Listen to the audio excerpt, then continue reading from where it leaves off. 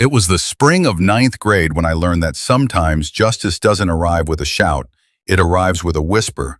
And sometimes the loudest truth is the one you write in silence. She was my English teacher, honors level, stern, sharp-tongued, and always dressed like she was heading to court to defend her ego. From the first day of class, I knew I was in her crosshairs. She despised athletes, hated how they missed her class for games and events, hated that they were, in her words, pampered and distracted. She didn't care that I was missing classes, not just for sports, but also for academic competitions, quiz bowl, science olympiads, math league. I was excelling, representing our school, but to her, I was just another athlete with a bad attitude. She made sure we felt it. The day after every away game, she'd conveniently check our homework. Not just check, she'd assign double work beforehand. Most teachers extended deadlines, knowing we'd return late and exhausted. But not her. She weaponized due dates. Worse, her grading was a mystery. I'd pour myself into essays, structure, syntax, style. I knew I was good.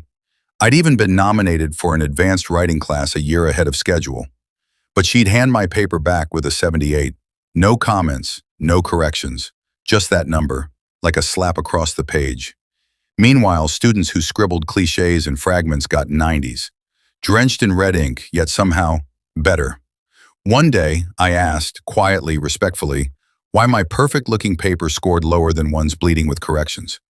She tilted her head, smiled just enough to mock me, and said, "You're only working at 70% of your potential. Others are at 90%. So," I asked, "someone else's paper can be worse and still get a better grade than mine?" "Yes," she replied, almost gleefully. I knew in that moment she wasn't evaluating work. She was punishing students she didn't like, and she didn't like me. Then came the extra credit assignment. We had to attend a college production of Antigone over the weekend and submit a paper the following Monday. Not before, not after. But I had a conflict, an academic competition, a big one, state level. Fully excused by the school, I told her a week in advance. Then again a few days later. Every time she gave the same answer. Turn it in Tuesday morning, first thing. So I did. I went to the play, took notes, wrote the paper, saved it Saturday. Monday, I competed and placed first in one category, second in another. Tuesday morning, I was at her door at 7 a.m., paper in hand, proud and polite. She looked at me expressionless and said, "I won't accept this. It's late." I blinked. I reminded her of what she'd told me. She shook her head. I don't recall saying that. She gave excuse after excuse. I should have had someone else bring it in. I could have written it Monday night. It wouldn't be fair to others. I opened the file, showed her the save time Saturday afternoon. She didn't care. 0 credit. That was the moment something in me hardened, not into hate, but into something colder, a quiet resolve. She had built a fortress of power around herself.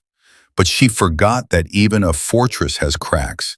The school year crawled toward its bitter end. She continued to needle me, never openly cruel, always just enough to bruise, not break. Then came the final exam, 100 multiple-choice questions. At the bottom, a bonus question worth 5 points.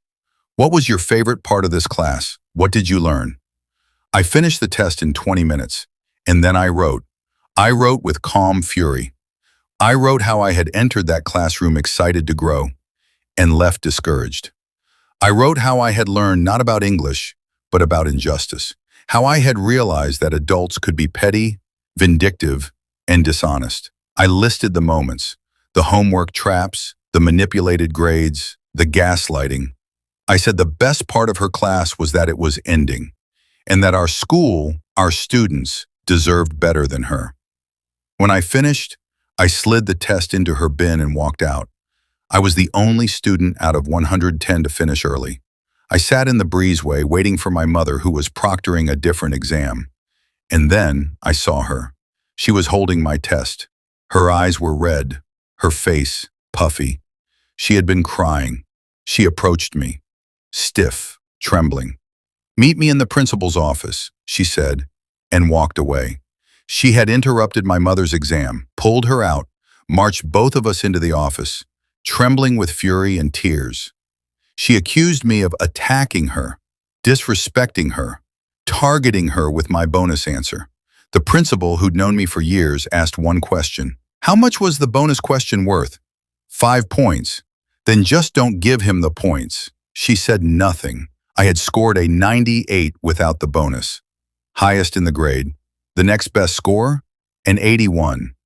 I had crushed her exam, and in doing so, I had crushed her illusion of power. Later that week, my grade quietly dropped. An old assignment from months ago suddenly marked 10 points lower.